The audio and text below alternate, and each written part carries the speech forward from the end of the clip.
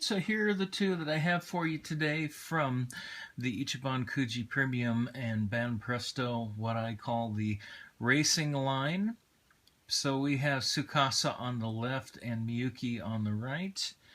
And again, I mentioned that I have Kanata, so the one I still have to try and get a hold of yet will be the Kagami one.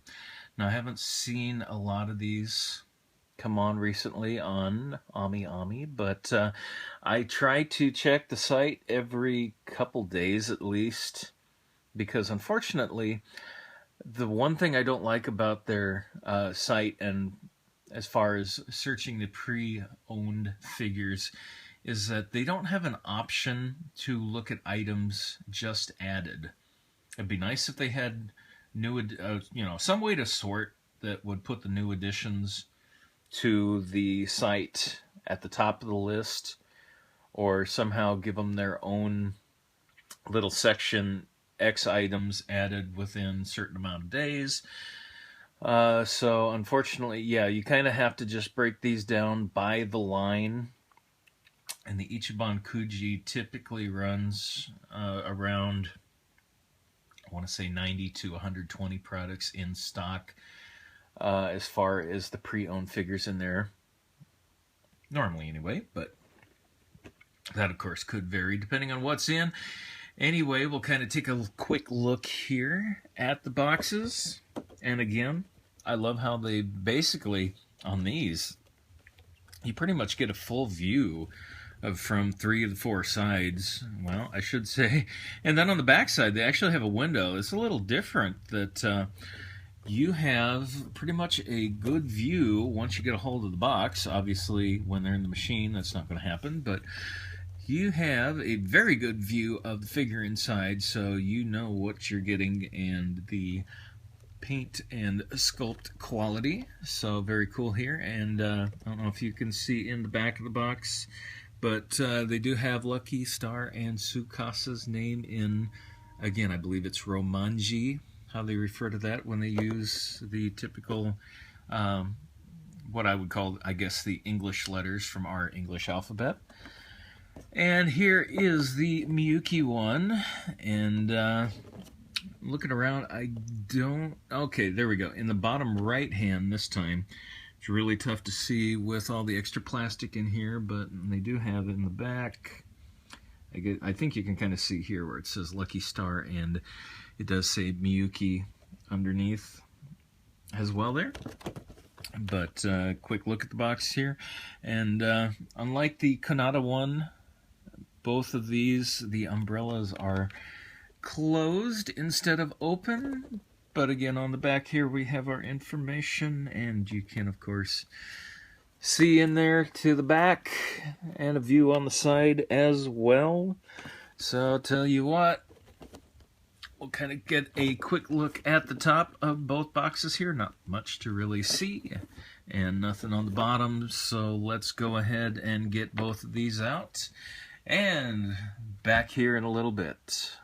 So I brought in Izumi here, and when I unboxed this, there wasn't anything special as far as, I didn't find any little secrets that made me think that this line would have anything weird in it. So I guess I didn't think much of it when I bought the next two. But they kind of surprised me, because I'm going to show you here. There's a level of detail to these that is not in this figure, but I was shocked. As you can see here, the clothes are removable on these. They are both able to separate right above the bikinis on here. And yeah, Tsukasa's skirt comes off. And well, Miyuki, oh my Miyuki, I'm almost surprised somebody didn't try to put naughty bits on her. Looks a little weird that she doesn't have tits on there, but I guess you could go ahead and get a little paint and throw that detail on, I suppose, if you wanted to. But yeah, before I completely show you these all put together, I had to just show this, the fact that I found out you can take the clothes off on these two. So hang on, I'll be back in a second. So here's everybody now properly displayed and dressed. And an interesting one with Miyuki too is that she does come with glasses, but the thing is the glasses aren't wearable. There's only one side of the little arm on the glasses that would, normally go over your ears that is actually open to do anything. So what you have to do is just hang them over the dress here like this. Not a minor issue, but I think most of us know that one, Miyuki doesn't like contacts. She will not wear contacts, and well, she's kind of blind without her glasses, so it's a little strange to see her standing here without wearing her glasses, but that's how the figure was meant to display, so it is what it is. But anyway, each of our girls here has their umbrella along with them, and they kind of stand in that pose where they, kind of support a little of their weight standing on the umbrellas, so that's very cool. It would have been nice if they had a little place in the base to hold the umbrella. So I guess, not a big deal, but if that kind of moves around a little bit, it looks like it could scratch the base just a tad, which is unfortunate. Overall, the paint quality on both of these is very well done, and it's more of a gloss paint, almost gives a PVC look down here. Now obviously the outfits are PVC themselves, as they are removable. I think Miyuki's dress is just a little bit large though down on her hips. Obviously you can see like way back there to her thong. There's quite a bit of separation between her body and the actual dress. Like it almost looks like she's wearing something that's maybe 2 sizes too big. But otherwise, decently done. They don't have like huge hair seams that stand out. Miyuki's definitely got more detail on the back, on the hair here.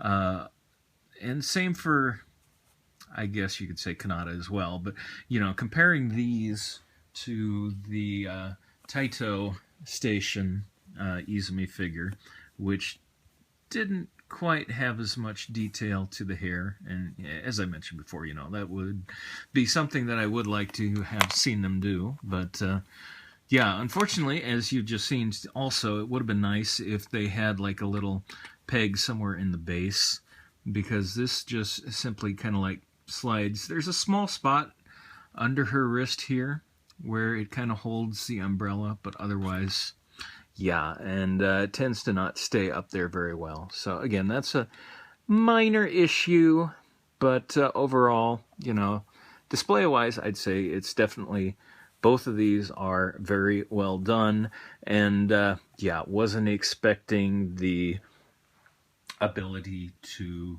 display them without clothes, because you don't have that option with the Kanata one in the back. So if I can one of these days manage to possibly get a hold of the figure for Kagami, it'd be interesting to see if her outfit would be the same way, that you could display her without it, because she strikes me as a girl who would not want to go around without her clothes. Just saying. Alright, I think that one is going to go ahead and wrap everything up for this video. as I mentioned before, more than likely, once I get done editing this and putting it all together, it's probably going to end up going into 2 parts. But hey, at least it knocks out a good number of figures that I have to get to yet, because I still have quite a stack sitting over the corner to get to as well, including some mini Nendoroids, or Nendoroid Petites, the Street Fighter collaboration with Lucky Star. Anyway, thanks everyone for tuning in for another video or set of videos here on my channel. And as always, we'll see you again here soon.